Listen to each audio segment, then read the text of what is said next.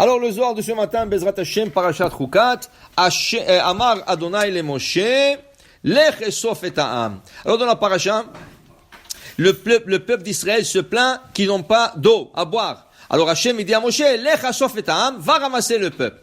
Begin dai ber laade ber menayu. Il dit ce Be'er, il ne l'aura pas quitté pendant 40 ans. Le puits de Myriam, il ne l'aura pas quitté pendant 40 ans. Et voilà que Myriam est décédée dans la paracha de Chukat. Et le Be'er, il a disparu. Vitema, il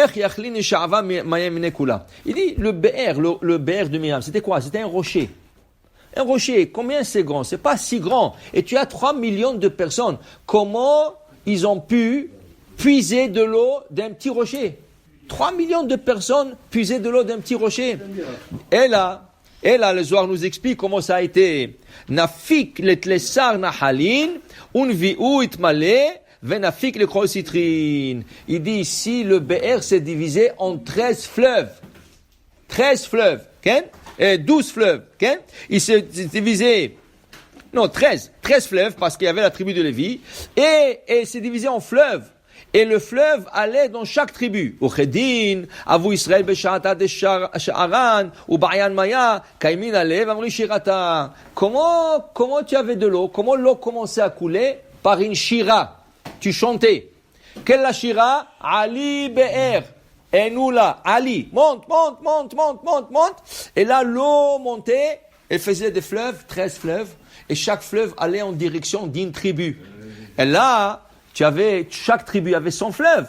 Là, ils puisaient de l'eau. C'est pas du rocher. Tu n'as pas 3 millions de personnes d'un petit rocher. C'est le fleuve qui s'est créé chaque fois, qui stationnait. Ils ont stationné 42 fois dans le désert. Et chaque fois qu'ils stationnaient, le Be'er donnait de l'eau comme des fleuves. Il manquait pas de l'eau. Alors il dit ici, Ali Be'er, Salki Memach, dans ton eau, l'anpaka ma'in, le kola, pour donner de l'eau à tout le monde, la tchaka minar, que tout le monde soit bref de toi.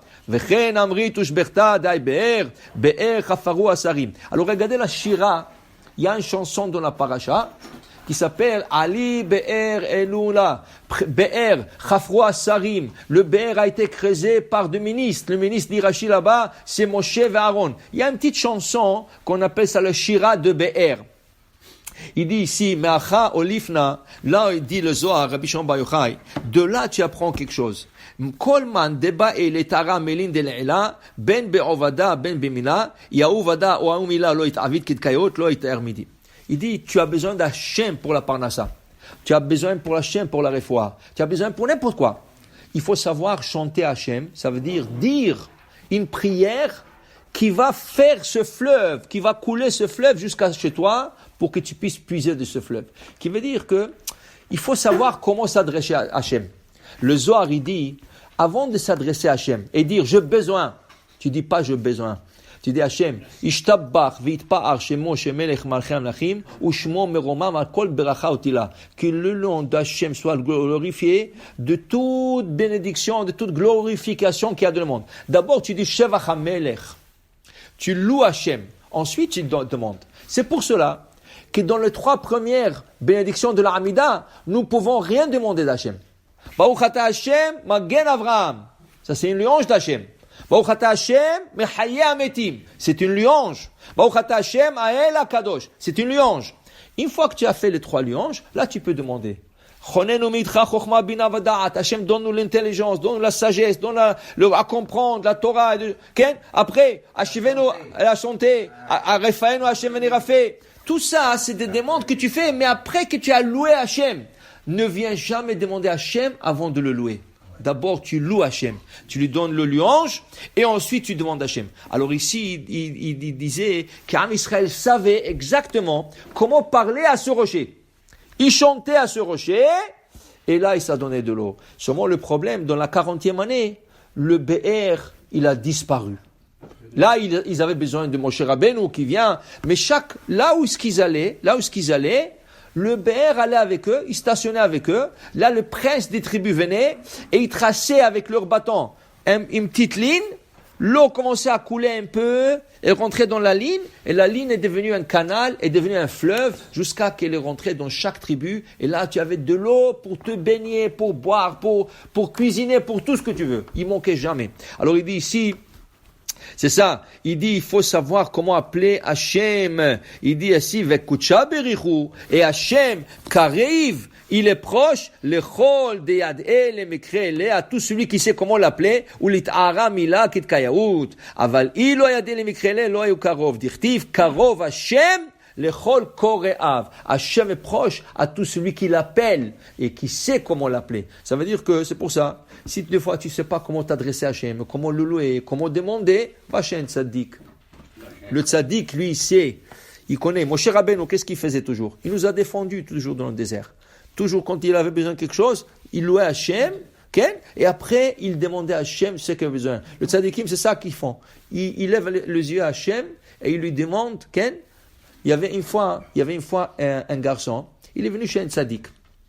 Et il lui a demandé une bracha. Quelle était la bracha? Il devrait aller à l'armée.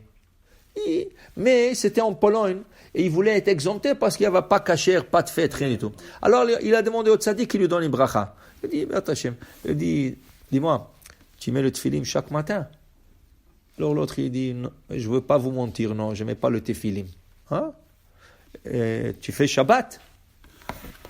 Alors le garçon, il a dit, je ne vais pas vous mentir, Rabbi.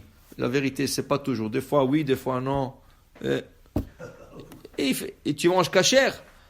Il dit à la maison. Mais des fois dehors, je prends une salade. Le rabbi lui a dit, tu sais, je vais te donner une bracha. J'espère que les officiers là-bas, quand tu vas aller te présenter devant les officiers, le comité de l'armée, j'espère qu'ils vont être déçus de toi comme moi je suis déçu de toi. L'autre, il est devenu blanc. Il est parti. Mais il n'a pas compris que c'était une bracha. Il est parti là-bas. Ils ont dit, mais on n'a pas besoin de toi. Toi, tu es maigre, tu es faible, tu n'as pas besoin. Il n'a pas besoin. Va rentrer chez toi. On n'a pas besoin de toi. Ils étaient déçus de lui. Mais c'était une bracha. Il a compris, mais après, c'est rien qu'après qu'il a compris. Lui, il pensait qu'il a pris rien que le côté négatif. Je suis déçu de toi. Mais il n'a pas compris que le tzaddik, dans il a caché la beracha, la bénédiction. Il est retourné. Il a dit, Rabbi, maintenant je vais mettre le tefillim chaque jour, je vais mettre Shabbat, je vais faire cacher, voilà, il a dit la vérité, mais il a caché une beracha extraordinaire, ça le tzaddik. Il sait comment prier et enfiler dans la prière de bénédiction. Baruch Adonai Le'olam, Amen ve Amen.